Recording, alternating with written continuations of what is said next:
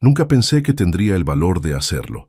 Mientras caminaba hacia esa mesa en el restaurante, con mis manos temblando y el corazón latiendo tan fuerte que pensé que todos lo escucharían, supe que mi vida cambiaría para siempre. Diego me había subestimado completamente. Durante 12 años, creyó que era la esposa sumisa que nunca se atrevería a hacer una escena. Qué equivocado estaba. Cuando llegué a su mesa y vi sus caras de sorpresa, cuando coloqué esos documentos frente a ellos y dije las palabras que había ensayado 1000 veces, supe que había recuperado mi poder. Pero ese momento no llegó de la nada.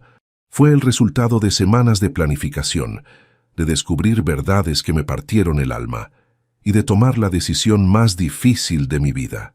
Si quieres saber cómo una mujer tradicional puede sorprender a todos, dale like a este video y sígueme para más historias reales. Pero antes de contarte cómo llegué a ese momento de confrontación, tengo que llevarte al principio de esta historia. El ruido de las risas masculinas llenaba el bar del hotel cuando Diego levantó su whisky y sonrió con esa arrogancia que yo conocía tan bien, aunque en ese momento no tenía idea de lo que estaba diciendo. «Te lo digo en serio, hermano», le decía a su colega Raúl. «Mi esposa nunca podría enfrentar a mi amante. Elena es demasiado tradicional, demasiado... ¿Cómo te explico? Es de esas mujeres que prefieren hacer como que no pasa nada antes que hacer una escena». Los otros hombres se rieron y Diego siguió con su discurso. «Además, Sofía está buenísima. ¿Has visto cómo se viste, cómo camina? Elena ya no se arregla como antes. Desde que nacieron los niños ya sabes cómo es». «¿Pero no te da miedo que se entere?», preguntó Javier, el contador de la empresa. Diego negó con la cabeza, tomando otro trago. «Para nada. Elena está muy ocupada con sus clases y los niños. Y aunque se enterara, ¿qué va a hacer? ¿Divorciarse? No tiene los huevos ni el dinero, depende completamente de mí». Mientras Diego hablaba con tanta seguridad sobre mi supuesta debilidad, yo estaba en casa ayudando a Lucas con su tarea de matemáticas. Mi hijo de 12 años me miraba con esos ojos tan parecidos a los de su padre, pero llenos de la inocencia que Diego había perdido hace mucho. «Mami, ¿por qué papá llega tan tarde últimamente?», me preguntó Lucas mientras borraba una ecuación mal resuelta. «Tu papá tiene mucho trabajo», le respondí, aunque por dentro sentía esa punzada de sospecha que había estado creciendo durante meses. Carmen, mi niña de 8 años, apareció en la cocina con su pijama de unicornios, frotándose los ojos. «No puedo dormir, mami. ¿Cuándo va a llegar papá?» «Ya mero, mi amor. Ven acá». La abracé y sentí su cuerpecito caliente contra el mío. Era tan pequeña, tan inocente. No tenía idea de que su familia estaba a punto de cambiar para siempre. Esa noche, cuando finalmente Diego llegó a casa pasadas las 11, fingí estar dormida. Lo escuché en el baño tarareando una canción que no conocía. Su celular vibró varias veces, y aunque no pude ver los mensajes, mi instinto me decía que no eran del trabajo. Los siguientes días noté más cosas. Diego había cambiado su contraseña del teléfono. Compraba ropa nueva sin ocasión especial. Llegaba a casa oliendo a un perfume que no era el mío. Y cuando le preguntaba por su día, sus respuestas eran vagas y nerviosas. «¿Cómo estuvo la junta?», le preguntaba mientras preparaba la cena. «Bien, bien. Ya sabes, lo de siempre», respondía sin mirarme, revisando su teléfono. Una tarde, mientras limpiaba su coche, encontré un recibo de un restaurante caro en el Distrito Federal. Era de un almuerzo para 2 personas, un martes en que él me había dicho que tenía una junta de trabajo toda la tarde. Esa noche, después de acostar a los niños, me senté en la sala y traté de procesar lo que estaba pasando. ¿Era posible que Diego me estuviera siendo infiel? Después de 12 años de matrimonio, después de construir una familia juntos, ¿realmente sería capaz de traicionarme así? Mi teléfono sonó. Era un mensaje de mi hermana Claudia. «Oye, Elena, vi a Diego hoy en el centro comercial con una mujer joven. Se veían muy cercanos. ¿Todo bien?» Se me heló la sangre. Claudia no era de las que inventaban chismes. Si me estaba escribiendo, era porque había visto algo que la preocupó. Le respondí rápido. ¿Cómo era ella? Guapa, como de unos 30 años, vestida muy elegante. Parecían... no sé cómo explicarte, pero no parecían compañeros de trabajo. Esa noche no pude dormir. Diego roncaba a mi lado como si nada, como si no hubiera destrozado mi mundo con su traición. Lo observé en la oscuridad, este hombre con quien había compartido más de una década de mi vida, y me di cuenta de que tal vez nunca lo había conocido realmente. A la mañana siguiente, mientras Diego se duchaba, tomé su teléfono. Mi corazón latía tan fuerte que pensé que se escucharía por toda la casa. Intenté varias contraseñas: mi cumpleaños, el de los niños, nuestro aniversario. Nada funcionó. Entonces recordé algo. Hacía unas semanas lo había visto escribiendo algo en su teléfono y había notado que usaba números que me parecían familiares. Probé la fecha de cumpleaños de su mamá, 1504. El teléfono se desbloqueó. Lo que vi me partió el alma en 1000 pedazos. Mensajes con alguien llamado S en sus contactos. Mensajes llenos de cariño, de planes para verse, de palabras que solían ser solo para mí. Buenos días, hermosa, espero verte hoy en la oficina. Anoche estuvo increíble. No puedo parar de pensar en ti. Mi esposa está en casa de su mamá todo el fin de semana. ¿Quieres que pasemos el día juntos? Mis manos temblaban mientras leía. Había fechas, horarios, lugares donde se habían visto. La traición era real, era sistemática, y había estado pasando durante meses. Diego salió del baño y me vio con el teléfono en las manos. ¿Qué haces con mi celular? ¿Quién es ese?, le pregunté, mi voz apenas un susurro. Por un segundo vi pánico en sus ojos, pero rápidamente lo cubrió con molestia. Es Sergio, del departamento de ventas. ¿Por qué revisas mis cosas? Pero yo ya sabía que mentía. En los mensajes ese hablaba con voz femenina, con ternura, con intimidad. No me mientas, Diego. Él me quitó el teléfono bruscamente. Estás loca, Elena. Sergio y yo hablamos de trabajo. Si no confías en mí después de 12 años, ese es tu problema. Me di la vuelta y me fui a la cocina. Necesitaba tiempo para pensar, para planear. Porque en ese momento supe algo que Diego nunca habría imaginado. Ya no era la mujer sumisa que él creía conocer. Era hora de demostrarle qué tan equivocado estaba. Capítulo 2. El encuentro inesperado. 2 semanas después de descubrir los mensajes, decidí hacer algo que nunca había hecho en 12 años de matrimonio: aparecer sin avisar en el Vino Me Sientes, evento anual de la empresa de Diego. No fue una decisión impulsiva. Durante esos 14 días había estado observando, documentando, preparándome. Contraté a una abogada, Leticia Morales, una mujer seria de 50 años que me explicó mis derechos con una claridad que me tranquilizó. Señora Ramírez, me había dicho en su oficina, necesita evidencia sólida si quiere que el divorcio le favorezca, especialmente en términos de custodia y pensión alimenticia. En México, aunque ya no se criminalizan estas cosas, la infidelidad sigue siendo un factor importante en los casos de divorcio. Esa noche del evento, me arreglé como no lo había hecho en meses. Me puse el vestido azul marino que Diego me había regalado el año pasado, me maquillé con cuidado y me recogí el cabello de una manera elegante pero sencilla. Lucas me vio cuando salía de mi recámara. «Mamá, te ves muy bonita. ¿A dónde vas?» «A una fiesta del trabajo de tu papá, mi amor. La abuela viene a cuidarlos». «¿Papá sabe que vas?» La pregunta de mi hijo me dolió más de lo que esperaba. ¿Cuándo había comenzado a ser normal que Diego y yo no hiciéramos cosas juntos? «Es una sorpresa», le dije, y técnicamente no mentía. El hotel donde se realizaba el evento estaba en el corazón de Polanco. Mientras caminaba hacia la entrada, mi teléfono vibró con un mensaje de mi hermana Claudia. «¿Segura de que quieres hacer esto?» «Ya no hay vuelta atrás», le respondí. El salón estaba lleno de gente elegante, ejecutivos de la empresa de telecomunicaciones, donde Diego trabajaba como director de marketing. Busqué con la mirada, fingiendo naturalidad mientras saludaba a algunas esposas de colegas que conocía superficialmente. «Elena, qué sorpresa verte aquí», me dijo Patricia, la esposa del gerente de ventas. «Diego no mencionó que vendrías. Quería darle una sorpresa», sonreí, aunque por dentro estaba muriendo de nervios. «Está en la terraza, creo, platicando con algunos compañeros». Caminé hacia la terraza, mi corazón latiendo cada vez más fuerte.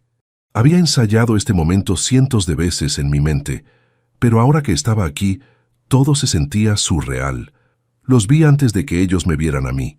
Diego estaba recargado contra la barandilla, muy cerca de una mujer joven de cabello castaño y vestido rojo. Ella era hermosa, exactamente como me la había descrito Claudia. Se reían de algo, y Diego tenía esa sonrisa que solía ser solo para mí. Entonces él le tocó la cara con ternura, le apartó un mechón de cabello y la besó. No fue un beso de amigos, no fue un beso casual, fue el beso de un hombre enamorado. Me quedé paralizada, escondida detrás de una columna, viendo cómo mi esposo besaba a otra mujer en público, sin ningún cuidado de quien pudiera verlos. «Te amo», le escuché decir. «Yo también te amo», respondió ella. «¿Cuándo le vas a decir a Elena?» Diego suspiró. «Pronto, Sofía. Solo necesito tiempo para pensar en los niños». Sofía. Finalmente tenía un nombre completo para la mujer que estaba destruyendo mi matrimonio. En ese momento, Sofía miró hacia donde yo estaba. Nuestros ojos se encontraron por una fracción de segundo. Vi sorpresa, luego culpa, luego algo parecido al miedo. No dijo nada. No le dijo a Diego que yo estaba ahí. Solo siguió mirándome mientras yo me alejaba lentamente, tratando de procesar lo que acababa de ver y escuchar. Salí del hotel sin que Diego se diera cuenta de que había estado ahí. En el taxi de regreso a casa, lloré por primera vez desde que había descubierto su infidelidad. No lágrimas de tristeza, sino de rabia. Rabia porque él había hablado de los niños como si fueran un obstáculo. Rabia porque había prometido amarme para siempre frente a un altar y ahora le decía «te amo» a otra mujer. Cuando llegué a casa, mi suegra estaba viendo televisión en la sala. «¿Cómo estuvo la fiesta, mija?» «Muy bonita, doña Carmen. Gracias por cuidar a los niños». Diego llegó hace rato. Dijo que tenía dolor de cabeza y se fue directo a dormir. Por supuesto. Había vuelto a casa para establecer su coartada, para seguir manteniendo la farsa de ser un esposo fiel. Esa noche me quedé despierta hasta muy tarde, no llorando, sino planeando. Había visto suficiente. Tenía suficiente evidencia. Ahora necesitaba tomar decisiones inteligentes. Al día siguiente, mientras Diego se bañaba, tomé fotos de sus mensajes más recientes con Sofía. Había aprendido sus patrones. Siempre dejaba el teléfono en la mesita de noche cuando se duchaba y había memorizado su nueva contraseña observándolo durante días. Los mensajes eran aún más explícitos que antes. «Anoche cuando llegaste, olías a perfume de mujer. Ten más cuidado», había escrito Sofía. Era de Elena. «Está empezando a sospechar, pero no te preocupes. La conozco. Es demasiado cobarde para hacer algo. Demasiado cobarde». Esas palabras se quedaron grabadas en mi mente todo el día. Mientras preparaba el desayuno para los niños, mientras daba mis clases en la primaria donde trabajaba medio tiempo, mientras ayudaba a Carmen con su tarea de ciencias, esas palabras resonaban en mi cabeza. Demasiado cobarde. Diego había regresado a casa esa tarde con flores. «Para mi esposa hermosa», dijo, besándome en la mejilla. Carmen saltó de emoción. «¡Qué bonitas, papá! ¿Por qué le trajiste flores a mami?» «Porque la amo mucho», respondió Diego, mirándome directamente a los ojos. El descaro me quitó el aliento.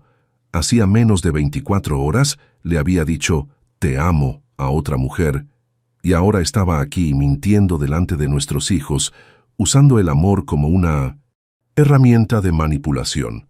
«Gracias», le dije tomando las flores, «las voy a poner en agua». En la cocina, mientras buscaba un florero, tomé una decisión. Diego creía que me conocía. Creía que era demasiado tradicional, demasiado dependiente, demasiado cobarde para enfrentarlo.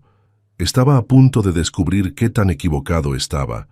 Saqué mi teléfono y le escribí un mensaje a Leticia, mi abogada. «Necesito que nos veamos mañana. Ya tengo toda la evidencia que necesitamos». Luego busqué información sobre Sofía Castillo en las redes sociales. Encontré su perfil de LinkedIn. Gerente de cuentas en la misma empresa que Diego. 30 años. Graduada de la Universidad Iberoamericana. También encontré algo más. Fotos de ella con un niño pequeño. En la descripción de una foto decía: «Mi pequeño Mateo cumple 7 años». Sofía tenía un hijo. Esto cambiaba las cosas. No era solo una mujer soltera destruyendo matrimonios por diversión. Era una madre como yo, y sin embargo estaba ayudando a destrozar la familia de otros niños. Esa noche, cuando Diego llegó tarde otra vez con la excusa de una junta que se alargó, yo ya tenía mi plan listo. Era hora de demostrarle que había subestimado completamente a la mujer con la que se había casado. Capítulo 3. La recopilación de evidencias. Durante las siguientes 3 semanas me convertí en una persona que nunca pensé que sería. Una detective de mi propia vida. Cada mañana, después de que Diego se iba al trabajo y los niños a la escuela, me sentaba en la computadora y documentaba meticulosamente cada mentira, cada inconsistencia, cada evidencia de su traición. Leticia me había dado una lista específica de lo que necesitaba para el proceso de divorcio en México. Elena me había explicado en nuestra segunda reunión, aunque las leyes mexicanas ya no criminalizan el adulterio, sigue siendo causal de divorcio necesario. Esto significa que puedes solicitar la disolución del matrimonio sin el consentimiento de Diego y puede influir en la distribución de bienes y la pensión alimenticia. Había aprendido que en el Distrito Federal, donde vivíamos, la custodia de los niños generalmente se otorgaba a las madres, especialmente cuando había evidencia de infidelidad del padre. Lucas tenía 12 años y Carmen 8, ambos menores de edad, lo que trabajaba a mi favor, pero necesitaba más que solo los mensajes de texto. Contraté a un investigador privado recomendado por Leticia. Se llamaba Roberto Méndez, un hombre de unos 50 años con experiencia en casos matrimoniales. «Señora Ramírez», me dijo en nuestro encuentro, «necesitamos evidencia fotográfica y testimonial. Los mensajes de texto son útiles, pero un juez quiere ver patrones de comportamiento más amplios». Durante esos días, también descubrí algo que me destrozó. Diego había estado siendo infiel mucho antes de Sofía. Mientras revisaba nuestros estados de cuenta bancarios con más cuidado, encontré pagos regulares a hoteles, restaurantes caros y tiendas de ropa que no reconocía. Algunos databan de hace 2 años. Una tarde, cuando Diego estaba en una supuesta junta de trabajo, decidí llamar a la empresa. «Buenas tardes, ¿podría hablar con el señor Diego Ramírez?» «Un momento, por favor», respondió la recepcionista. Después de unos segundos, «Disculpe, señora, pero el señor Ramírez salió temprano hoy. ¿Gusta dejar un mensaje?» Eran las 3 de la tarde, y él me había dicho que estaría en juntas hasta las 7. Esa noche llegó a casa a las 8:30, oliendo a perfume de mujer y con una historia elaborada sobre reuniones con clientes. «¿Cómo estuvo tu día?», le pregunté mientras calentaba su cena. «Agotador. Tuve 3 juntas consecutivas, luego una cena de trabajo con el cliente de Guadalajara». «¿En qué restaurante cenaron?». La pregunta lo tomó por sorpresa. En ese nuevo que está en Santa Fe. ¿Por qué?» «Solo curiosidad». Pero yo sabía que mentía. Roberto, el investigador, lo había seguido esa tarde. Diego había pasado 3 horas en un departamento en la colonia Roma, el mismo departamento donde vivía Sofía Castillo. Los niños empezaron a notar que algo estaba mal. Una mañana, mientras preparaba el desayuno, Lucas se me acercó. «Mami, ¿tú y papá se van a divorciar?». La pregunta me golpeó como un puñetazo. «¿Por qué preguntas eso, mi amor?». «Porque ya no se hablan como antes. Y papá siempre está viendo su teléfono. Y tú siempre estás triste aunque trates de esconderlo». Mi hijo de 12 años era más perceptivo de lo que había imaginado. «Los adultos a veces pasamos por problemas complicados», le dije, sentándome a su nivel. «Pero sin importar qué pase entre tu papá y yo, siempre vamos a amarte a ti y a Carmen más que a nada en el mundo». Lucas asintió, pero vi preocupación en sus ojos. Carmen, que había estado escuchando desde la puerta, se acercó y me abrazó. «¿Es culpa nuestra?», preguntó con su vocecita. «No, mi cielo, nunca, jamás es culpa de ustedes. Los problemas de los adultos son solo de los adultos». Esa tarde, después de dejar a los niños en casa de mi mamá, me reuní otra vez con Leticia para revisar toda la evidencia que habíamos recopilado. «Tienes un caso muy sólido», me dijo, revisando las fotos, los estados de cuenta y el reporte del investigador. Diego ha usado recursos de la sociedad conyugal para sostener relaciones extramaritales. Eso es causal de divorcio y puede afectar la distribución de bienes. ¿Cuánto tiempo puede tardar el proceso? Si Diego acepta el divorcio y llegan a un acuerdo, podríamos terminar en 6 a 8 meses. Si se opone y tenemos que ir a juicio, puede tomar entre 12 y 18 meses. Decidí que era hora de implementar la siguiente fase de mi plan. Había estado observando los patrones de Diego y Sofía. Se veían regularmente los martes y jueves después del trabajo y ocasionalmente los sábados, cuando yo tenía actividades con los niños. Pero había una fecha que me llamó la atención en sus mensajes: el 14 de febrero. «Quiero llevarte a un lugar especial para San Valentín», había escrito Diego en un mensaje que encontré. «¿Dónde?», había respondido Sofía. «Al restaurante donde le propuse matrimonio a Elena. Quiero reescribir esa memoria contigo». Cuando leí eso, sentí una furia tan intensa que tuve que sentarme. No solo me estaba siendo infiel, sino que quería profanar los recuerdos más sagrados de nuestro matrimonio. El restaurante San Ángel Inn, el lugar donde Diego me había pedido que me casara con él 13 años atrás, donde habíamos celebrado varios aniversarios, donde habíamos llevado a los niños en ocasiones especiales. Ese iba a ser el escenario perfecto para mi confrontación. Pasé días preparándome. Practiqué lo que iba a decir frente al espejo. Preparé todos los documentos que iba a necesitar. Le pedí a mi hermana Claudia que se quedara con los niños esa noche. «¿Estás segura de que quieres hacer esto?», me preguntó Claudia mientras planchaba el vestido que iba a usar. «Más segura que nunca en mi vida». «¿Y si Diego se pone violento?». «Diego es muchas cosas, pero no es violento. Es un cobarde. Los cobardes no se ponen violentos, huyen». La noche del 13 de febrero, revisé una vez más todos los documentos que había preparado, fotos de ellos juntos tomadas por Roberto, impresiones de sus mensajes de texto, estados de cuenta de los gastos que había hecho en restaurantes y hoteles, y una copia de la demanda de divorcio que ya había firmado con Leticia. Diego llegó a casa esa noche más temprano que de costumbre, con flores para mí. «Para mi esposa», dijo, besándome en la mejilla. «¿A qué se debe? ¿No puedo comprarle flores a la mujer que amo?». La hipocresía me daba náuseas, pero sonreí y le di las gracias. Al día siguiente, 14 de febrero, Diego salió temprano al trabajo. Me mandó un mensaje a mediodía. «Voy a llegar tarde hoy. Tengo una cena de trabajo importante». «Que te vaya bien», le respondí. Pero yo sabía exactamente dónde iba a estar esa noche. A las 7 de la tarde me vestí con cuidado. Un vestido negro elegante, tacones, maquillaje perfecto. Quería verme como la mujer fuerte en la que me había convertido, no como la víctima que Diego creía que era. Antes de salir, les di un beso a Lucas y Carmen, que estaban cenando con Claudia. «Mami se ve muy bonita», dijo Carmen. «Gracias, mi amor. Pórtense bien con la tía». En el taxi hacia San Ángel, respiré profundo y repasé mi plan una última vez. Diego había subestimado completamente a la mujer con la que se había casado. Estaba a punto de conocer a la verdadera Elena Ramírez. Capítulo 4. La confrontación. El restaurante San Ángel Inn estaba lleno de parejas celebrando el día de San Valentín cuando llegué a las 8:30 de la noche. Había llamado antes para confirmar que Diego había hecho una reservación a las 8. «Sí, señora, el señor Ramírez tiene una mesa para 2 en la terraza», me había confirmado el hostess esa mañana. Ahora, parada en la entrada del restaurante donde Diego me había propuesto matrimonio 13 años atrás, sentí una calma extraña. No estaba nerviosa, no estaba triste, estaba lista. Entré y le dije al hostess que estaba buscando a mi esposo, Diego Ramírez.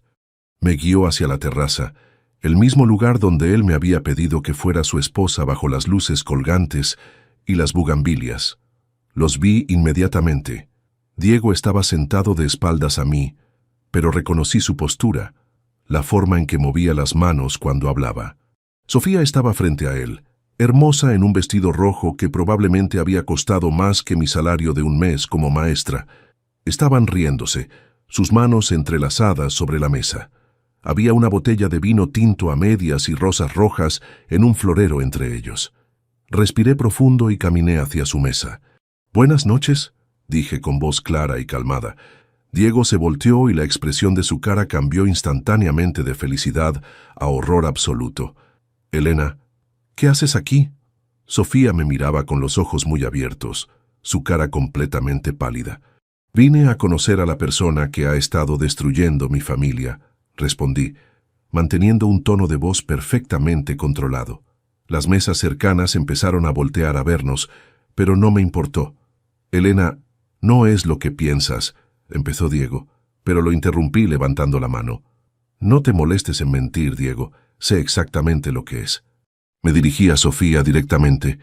«Tú debes ser Sofía Castillo, gerente de cuentas, mamá de Mateo, de 7 años». Ella pareció sorprendida de que supiera tanto sobre ella. «Señora Ramírez, yo...», balbuceó. «Por favor, déjame hablar. He estado practicando este momento durante semanas». Saqué de mi bolsa una carpeta que había preparado cuidadosamente y la puse sobre la mesa, empujando a un lado las rosas rojas. «Diego, gracias por traer a Sofía al mismo lugar donde me propusiste matrimonio. Me parece muy apropiado que sea aquí donde termine nuestra farsa de matrimonio». Abrí la carpeta y saqué las primeras fotos. Diego y Sofía besándose en la puerta del departamento de ella, tomadas por Roberto 3 días atrás. «Sofía, quería agradecerte por cuidar tan bien de mi esposo estos últimos meses. Ha estado llegando a casa muy relajado y feliz». Diego trató de tomar las fotos, pero fui más rápida. «¿Estás loca? ¿Nos estás siguiendo?» «No, Diego, te estoy documentando. Hay una diferencia importante». Saqué las impresiones de sus mensajes de texto más comprometedores. Por ejemplo, este mensaje donde le dices a Sofía que tu esposa es demasiado cobarde para hacer algo. O este otro donde planean verse, cuando Elena esté en casa de su mamá todo el fin de semana. El restaurante había quedado en silencio alrededor de nosotros. Otras parejas no disimulaban que estaban escuchando nuestra conversación. Sofía finalmente encontró su voz. «Señora Ramírez, yo lo lamento mucho. Nunca quise que las cosas llegaran tan lejos». «¿Ah, no?», le pregunté, sentándome en una silla vacía que había en la mesa de al lado. «Entonces, ¿cuándo planeabas que llegaran? ¿Cuándo Diego se divorciara de mí? ¿Cuándo mis hijos fueran huérfanos de padre, porque tú necesitabas un hombre casado?» «Elena, por favor», intervino Diego. «Estás haciendo una escena». Me reí, una risa genuina, liberadora. «¿Estoy haciendo una escena? Diego, tú llevaste a tu amante al lugar donde me propusiste matrimonio en el día de San Valentín. Si alguien está haciendo una escena, eres tú». Saqué más documentos de la carpeta. «Estos son los estados de cuenta de nuestra tarjeta de crédito conjunta. ¿Ves estos cargos? Hotel María Isabel, 3,200 pesos. Restaurante Pujol, 4,800 pesos. Joyería Tane, 12,000 pesos. Los puse uno por uno frente a Sofía.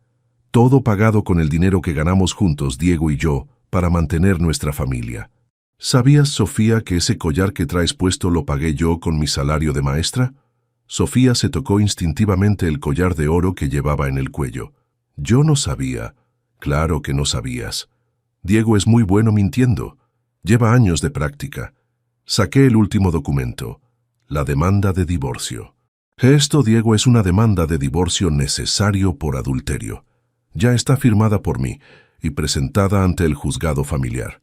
La cara de Diego se puso completamente blanca. «No puedes hacer eso sin hablar conmigo primero». «¿Ah, no?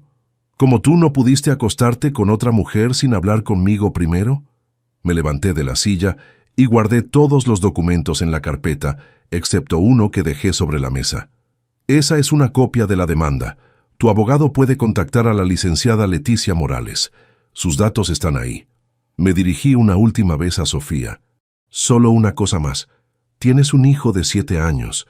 ¿Cómo te sentirías si una mujer destruyera su familia? ¿Si una mujer le quitara a su papá?» Sofía empezó a llorar en silencio. «Yo no quería. Nunca pensé. Esa es la diferencia entre tú y yo, Sofía. Yo sí pienso, especialmente en mis hijos». Me di la vuelta para irme, pero Diego me agarró del brazo. «Elena, espera. Podemos arreglar esto. Puedo explicarte». Me zafé de su agarre. «¿Explicarme qué, Diego? ¿Cómo me dijiste, demasiado cobarde, mientras planeabas traer a tu amante al lugar donde me propusiste matrimonio? ¿O cómo has estado gastando el dinero de nuestros hijos en hoteles y regalos para ella? La voz me tembló por primera vez en toda la conversación. Lo único que necesito que me expliques es cómo le vas a decir a Lucas y a Carmen que su papá prefirió destruir su familia por una aventura. Dejé el restaurante caminando con la cabeza en alto. Afuera, en el estacionamiento, finalmente me permití temblar. No de miedo, sino de adrenalina. Lo había hecho.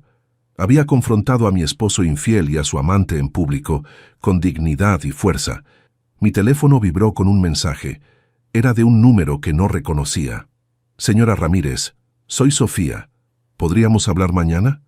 Hay cosas sobre Diego que usted necesita saber. Leí el mensaje 2 veces antes de responder. Mañana a las 2.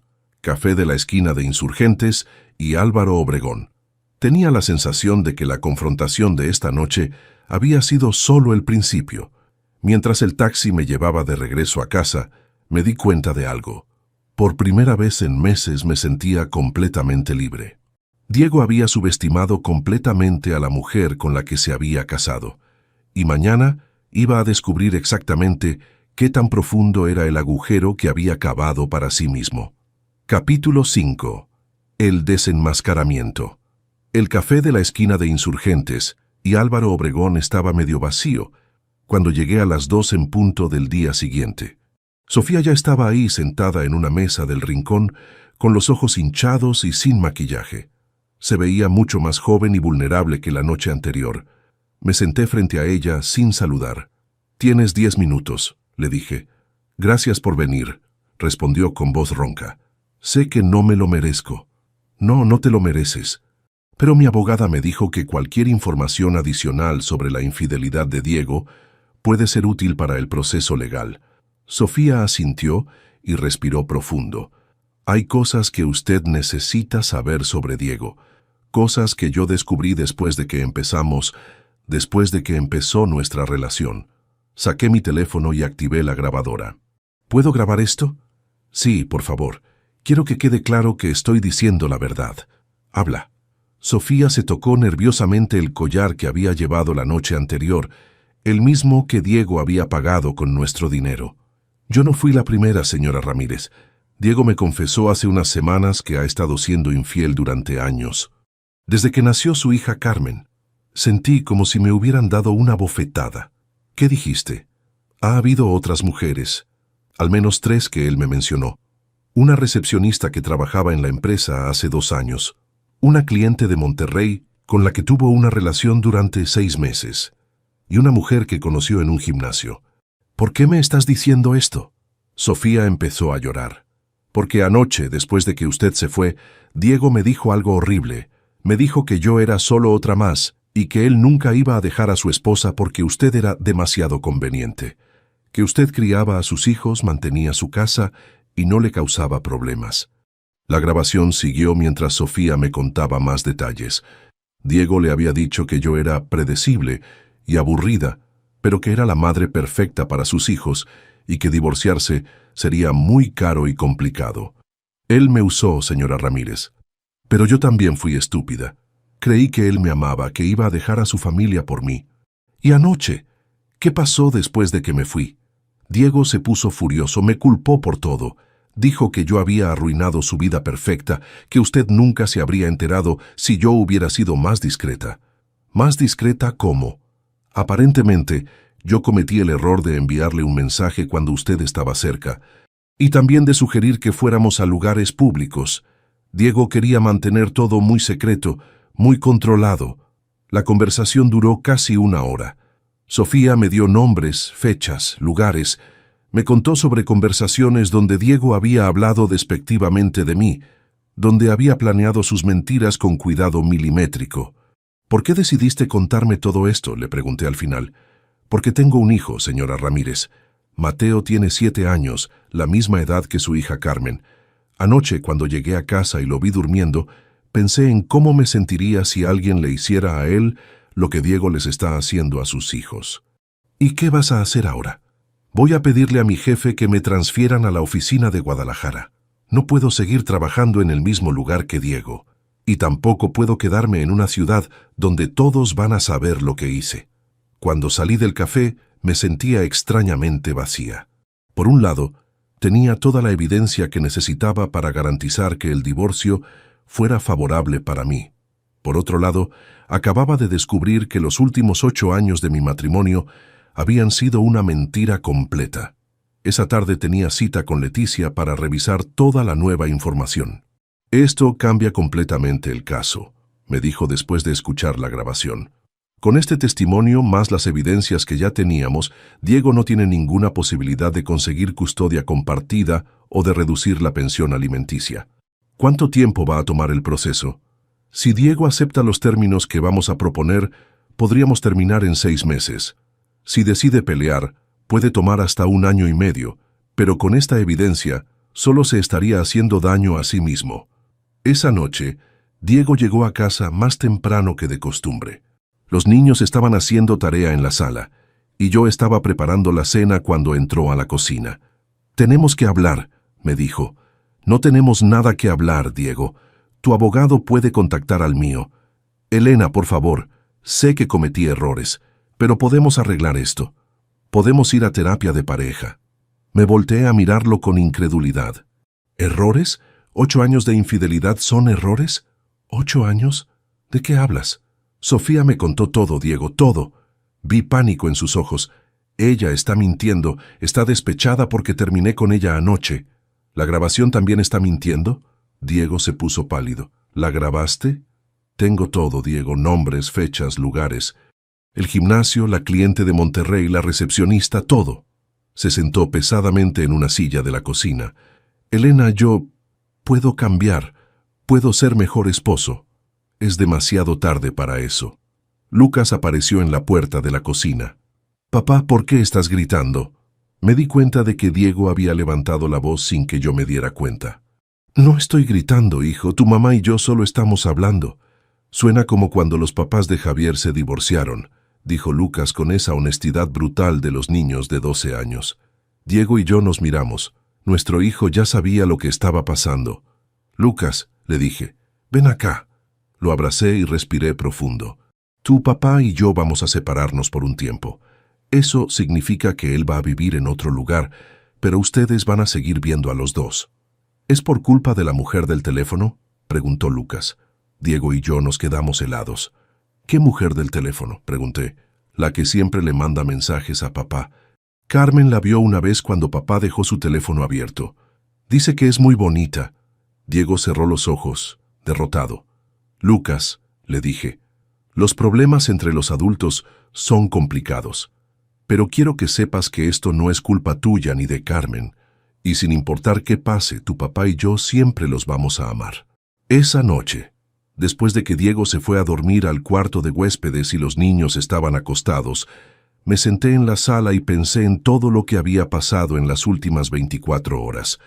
Mi matrimonio había terminado oficialmente en un restaurante lleno de parejas celebrando el amor. Mi esposo había resultado ser un mentiroso serial que me había estado engañando durante años. Mis hijos ya sabían que su familia se estaba desmoronando. Pero por primera vez en mucho tiempo me sentía en control de mi propia vida.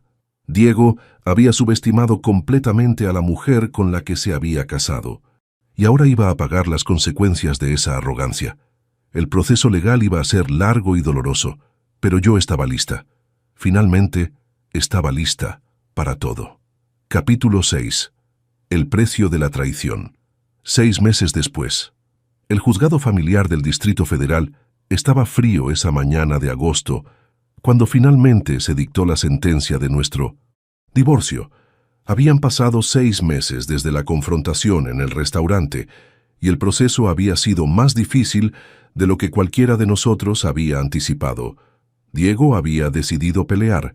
Contra todos los consejos de su abogado, había negado las acusaciones de infidelidad, había cuestionado la validez de las grabaciones y había solicitado custodia compartida de los niños.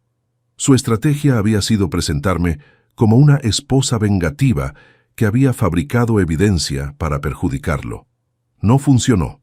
Habiendo revisado toda la evidencia presentada, declaró la jueza Martínez, una mujer seria de unos 60 años, Este tribunal encuentra que existen causales suficientes para decretar el divorcio necesario por adulterio. Diego estaba sentado al lado de su abogado, con la cara gris y las manos temblorosas. Había perdido peso durante estos meses y se veía 10 años mayor. En cuanto a la custodia de los menores Lucas y Carmen Ramírez, continuó la jueza, se otorga la custodia principal a la señora Elena Ramírez, con visitas supervisadas del señor Diego Ramírez los fines de semana alternos. Visitas supervisadas. Eso había sido una sorpresa incluso para mí. Durante el proceso, había salido a la luz que Diego había estado llevando a los niños a visitas con Sofía sin mi conocimiento. Lucas había mencionado casualmente en una sesión con la psicóloga del juzgado que la amiga de papá les había comprado helados un sábado cuando supuestamente estaban en el parque. Respecto a la pensión alimenticia, siguió la jueza, el señor Ramírez deberá pagar el 30% de su salario mensual para el sostenimiento de los menores, más gastos médicos y escolares. El golpe final había sido los gastos. Leticia había demostrado que Diego había gastado más de 180,000 pesos de nuestros ahorros familiares en su aventura con Sofía durante 6 meses. El juez ordenó que me reembolsara esa cantidad. Cuando salimos del juzgado, Diego trató de hablar conmigo una última vez. «Elena, espera». Me detuve, pero no me volteé. «¿Qué quieres, Diego? Quiero que sepas que lo lamento, de verdad lamento todo». «No me lo digas a mí», respondí. «Díselo a tus hijos cuando tengas que explicarles por qué pueden verte solo los fines de semana y por qué hay una trabajadora social presente. ¿Crees que algún día podrás perdonarme?» Me volteé para mirarlo. Estaba llorando. «Diego, el perdón es algo que hago por mí, no por ti. Algún día tal vez pueda perdonarte. Pero eso no significa que vaya a olvidar, ni que las consecuencias de tus acciones vayan a desaparecer». 3 meses después. Noviembre. La vida como madre soltera había resultado ser más difícil de lo que había anticipado, pero también más liberadora. Habíamos tenido que mudarnos de la casa familiar a un departamento más pequeño en la colonia del Valle. Los niños habían protestado al principio, especialmente Lucas, que extrañaba su cuarto grande y el jardín donde solía jugar fútbol. ¿Por qué no podíamos quedarnos en la casa?, me había preguntado una tarde mientras desempacábamos cajas en su nuevo cuarto. Porque esa casa tenía demasiados recuerdos tristes, mi amor. Aquí podemos hacer nuevos recuerdos, solo nosotros 3. Carmen se había adaptado mejor al cambio. Su nueva escuela estaba más cerca de mi trabajo y había hecho nuevas amigas rápidamente. Pero por las noches a veces la encontraba llorando en silencio. «¿Extrañas a papá?», le pregunté una noche cuando la encontré despierta. «Sí, pero también me da coraje», me confesó. «¿Por qué nos lastimó así? ¿No nos amaba?». Esas conversaciones eran las más difíciles. ¿Cómo le explicas a una niña de 8 años que su papá sí la ama, pero que hizo decisiones terribles que lastimaron a toda la familia? «Tu papá los ama mucho a ti y a Lucas», le dije acariciándole el cabello. «Pero a veces los adultos hacemos cosas muy estúpidas que lastiman a las personas que más queremos». Diego había intentado ser consistente con las visitas al principio, pero después de 2 meses empezó a cancelar. Primero por trabajo, luego por estar enfermo, luego simplemente no aparecía. Los niños dejaron de esperarlo con emoción los viernes, y eso me partía el corazón más que cualquier cosa que me hubiera hecho a mí. En octubre recibí una llamada inesperada. «Señora Ramírez, soy la licenciada García, del Departamento de Recursos Humanos de Telecom Solutions. ¿En qué puedo ayudarla? Me temo que tengo malas noticias sobre el señor Diego Ramírez. Ha sido despedido de la empresa por bajo rendimiento y conducta inapropiada en el lugar de trabajo». Mi estómago se hundió. Sin trabajo, Diego no podría pagar la pensión alimenticia. ¿Puedo preguntar qué tipo de conducta inapropiada? Hubo una queja formal de acoso laboral por parte de una empleada. También se encontró que había estado usando recursos de la empresa para asuntos personales. Después de colgar, me senté en silencio por un largo rato. Había una parte de mí que se sentía satisfecha de que Diego finalmente estuviera enfrentando consecuencias profesionales por sus acciones. Pero otra parte de mí estaba preocupada por mis hijos. Sin trabajo, Diego no solo no podía pagar la pensión, sino que probablemente perdería también su departamento. Esa noche llamé a Leticia. ¿Qué opciones tenemos si Diego no puede pagar la pensión alimenticia? Podemos solicitar el embargo de cualquier bien que tenga, pero si no tiene ingresos, será difícil. También podemos pedir que se le restrinja salir del país hasta que se ponga al corriente. ¿Y si consigue otro trabajo?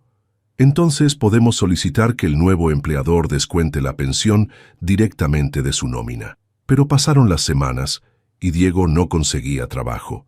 Cuando venía por los niños, se veía cada vez peor.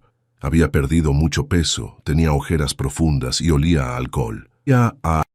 Una tarde de noviembre, Lucas regresó de una visita con su papá muy callado. ¿Cómo estuvo tu día con papá?, le pregunté. Mamá, creo que papá está enfermo. ¿Enfermo cómo? Está muy flaco y dice cosas raras. Hoy me dijo que todo era culpa de la señora Sofía, que ella lo había manipulado. Pero después dijo que era culpa tuya por ser demasiado perfecta y que él necesitaba aventura en su vida. Me senté al lado de Lucas en el sofá. ¿Te asustó? Un poco. También lloró mucho. Me pidió que te dijera que él quiere regresar a casa. ¿Y qué le dijiste? Le dije que esta ya es nuestra casa y que él tomó la decisión de irse cuando decidió estar con otra señora. Mi hijo de 12 años había dicho exactamente lo que yo no me había atrevido a decir.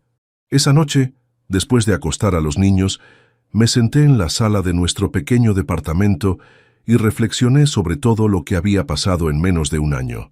Diego había perdido a su familia, su trabajo, su reputación y aparentemente su salud mental. Sofía se había mudado a Guadalajara y, según supe por una amiga común, estaba luchando por reconstruir su carrera y su relación con su hijo. Mis hijos estaban en terapia, tratando de procesar el divorcio y la ausencia cada vez más irregular de su padre. Y yo estaba aprendiendo a ser una persona completamente nueva. Por las mañanas, después de dejar a los niños en la escuela, iba a mi trabajo de tiempo completo como coordinadora académica en una primaria privada.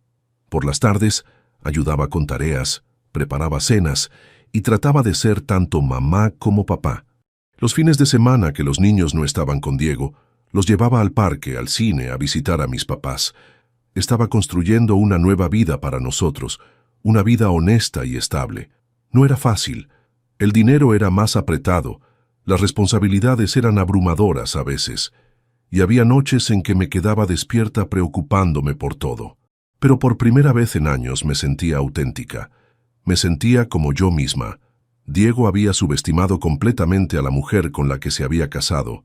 Había creído que era demasiado débil, demasiado dependiente, demasiado tradicional para dejarlo. Se había equivocado en todo. Y aunque el precio de su arrogancia había sido devastador para toda la familia, yo había descubierto una fuerza que nunca supe que tenía.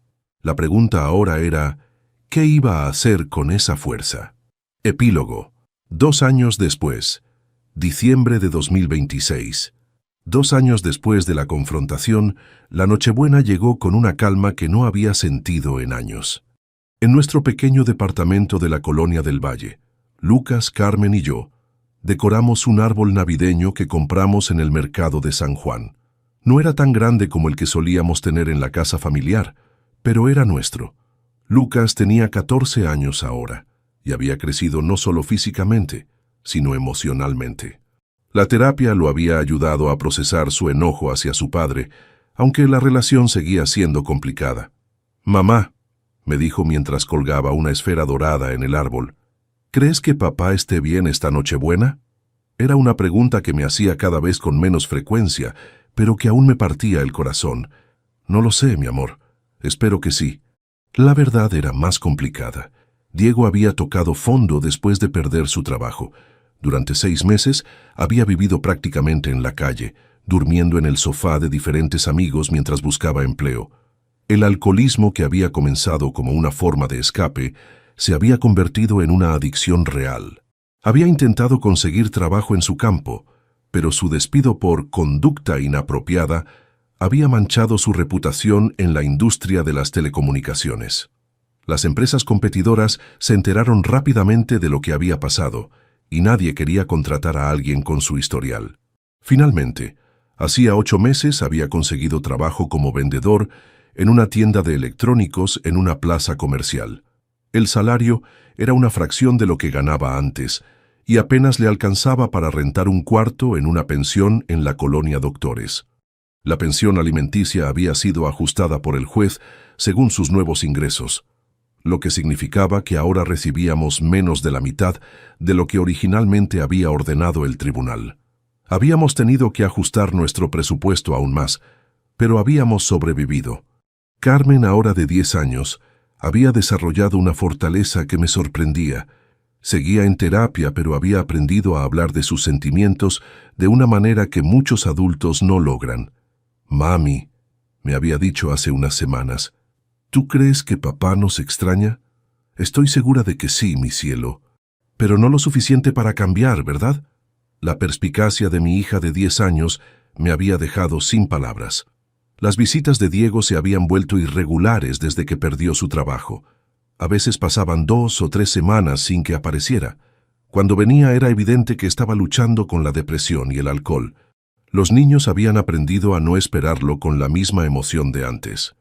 «¿Por qué papá huele raro?», me había preguntado Carmen después de una visita particularmente difícil. «Tu papá está pasando por un momento muy difícil», le había explicado. «A veces los adultos toman decisiones que los lastiman a ellos mismos. Como cuando decidió estar con la señora Sofía. Sí, como esa decisión. Mi nueva vida había encontrado un ritmo que, aunque no era fácil, se sentía auténtico. Mi trabajo como coordinadora académica me daba estabilidad económica y, más importante, me daba un sentido de propósito. Estaba ayudando a otros niños a aprender y crecer, algo que siempre había sido mi pasión. Había empezado a salir con alguien 6 meses atrás. Andrés era profesor de secundaria, divorciado también, con una hija de 11 años. Nuestra relación era cautelosa, construida sobre la comprensión mutua de lo que significa reconstruir una vida después de que tu matrimonio se desmorona. «¿Te gusta el profesor Andrés?», le había preguntado a Lucas hace unas semanas. «Está bien», había respondido con esa honestidad brutal de los adolescentes. «Al menos no nos miente». Esa había sido su forma de darme su aprobación. Los niños habían conocido a Andrés gradualmente, primero en salidas casuales al parque, luego en algunas cenas familiares. No había prisa. Habíamos aprendido todos nosotros que las relaciones importantes requieren tiempo y honestidad. Esta Nochebuena, Andrés había sido invitado a cenar con nosotros junto con su hija Paola. Era la primera vez que pasaríamos una festividad importante juntos, y aunque estaba nerviosa, también me sentía esperanzada. «¿Crees que papá sepa que el profesor Andrés viene a cenar?», me preguntó Carmen mientras ponía los platos en la mesa. «No lo sé, mi amor. ¿Te preocupa?» «Un poco, no quiero que se sienta mal».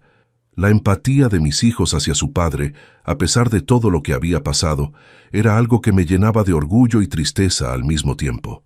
«Carmen, tu papá tomó decisiones que cambiaron nuestra familia. Nosotros tenemos derecho a ser felices y a construir nuevas relaciones sanas». A las 7 de la noche, Andrés llegó con Paola y un postre casero. Su hija era tímida pero dulce y se llevaba bien con Carmen. Lucas, siempre más reservado, había empezado a abrirse con Andrés cuando hablaban de fútbol o de sus clases de historia. Durante la cena, mientras veía a los 5 sentados alrededor de nuestra pequeña mesa, comiendo pozole y riendo de las historias que contaba Andrés sobre sus estudiantes, me di cuenta de algo. Esta era la primera Nochebuena en años en que me sentía completamente en paz. No había mentiras, no había secretos. No había miedo de que alguien estuviera fingiendo ser alguien que no era. Después de cenar, cuando Andrés y Paola se habían ido y los niños estaban acostados, me senté en la sala con una taza de té y pensé en todo el camino recorrido. Diego me había llamado esa mañana. Era la primera vez que hablábamos directamente en meses. «Elena», había dicho con voz ronca, «solo quería desearte feliz Navidad a ti y a los niños». «Gracias, Diego. ¿Cómo estás?» «Sobreviviendo. He estado yendo a Alcohólicos Anónimos. Llevo 3 semanas sin tomar». «Me da mucho gusto escuchar eso. Sé que no tengo derecho a pedirte nada, pero ¿crees que algún día los niños puedan perdonarme?» Diego, el perdón no es algo que se puede forzar, pero Lucas y Carmen te aman. Si realmente cambias, si realmente te recuperas, ellos lo van a notar. ¿Y tú? ¿Tú me has perdonado? Había sido una pregunta que me había tomado por sorpresa. Estoy en proceso, le había respondido honestamente. El perdón no significa olvidar, Diego. Significa que ya no cargo con el peso de tu traición, pero eso no borra las consecuencias de tus decisiones. Lo entiendo. Solo quería que supieras que lamento todo. De verdad lamento haber destruido nuestra familia. Nuestra familia no se destruyó, Diego, se transformó. Los niños y yo seguimos siendo una familia. Solo una familia diferente a la que planeamos originalmente. Ahora, sentada en la tranquilidad de mi sala, reflexioné sobre esas palabras. Era verdad. Nuestra familia había cambiado, pero no había desaparecido. Lucas había aprendido que los hombres pueden ser vulnerables y pedir ayuda cuando la necesitan. Carmen había aprendido que las mujeres pueden ser fuertes e independientes. Ambos habían aprendido que las acciones tienen consecuencias, pero también que la gente puede cambiar y crecer. Y yo había aprendido que era mucho más fuerte de lo que había imaginado. El teléfono vibró con un mensaje de mi hermana Claudia. ¿Cómo estuvo su Nochebuena? Perfecta, le respondí. Diferente a como la había imaginado hace 3 años, pero perfecta. ¿Los niños están bien? Están creciendo. Están aprendiendo que la vida es complicada, pero que eso no significa que no pueda ser hermosa. ¿Y tú? Pensé la respuesta por un momento. Yo estoy bien. Por primera vez en mucho tiempo, estoy exactamente donde necesito estar. Cerré el teléfono y miré el árbol de Navidad. Las luces parpadeaban suavemente, reflejándose en las esferas doradas que Lucas había colgado con tanto cuidado. Diego había estado equivocado sobre muchas cosas, pero especialmente sobre mí. Había creído que era demasiado débil para dejarlo, demasiado dependiente para sobrevivir sin él, demasiado tradicional para reinventar mi vida. Había subestimado completamente a la mujer con la que se había casado, y aunque el precio de su arrogancia había sido alto para todos nosotros, había descubierto algo que valía más que el matrimonio que había perdido. Había descubierto quién era realmente cuando no estaba definida por ser la esposa de alguien más. Era Elena Ramírez, madre educadora, sobreviviente, y por primera vez en años, eso era más que suficiente. Afuera empezó a llover suavemente y el sonido me tranquilizó. Mañana sería Navidad y tendríamos regalos modestos bajo nuestro árbol pequeño. Los niños estarían contentos. Andrés vendría a almorzar con nosotros y construiríamos más recuerdos en esta nueva vida que habíamos creado. No era la vida que había planeado cuando me casé con Diego hace 14 años. Era mejor, era real, era mía.